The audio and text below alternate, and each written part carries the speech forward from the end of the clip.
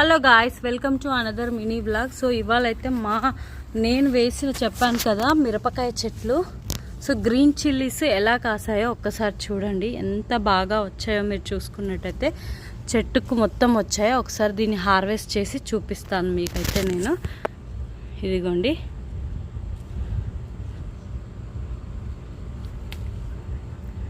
వచ్చాయి. మొత్తం హార్వెస్ట్ చేశాక చూద్దాము గాయస్. మన ట్రీకి ఆల్మోస్ట్ ఒక కర్రీకి సరిపోయాన్ని అయితే, 1 కేజీ కూరగాయలకు సరిపోయాన్ని మిరపకాయలు అయితే రావడం జరిగింది. ఇంకా పూత అనేది వస్తూనే ఉంది, పిందెలు ఉన్నాయి.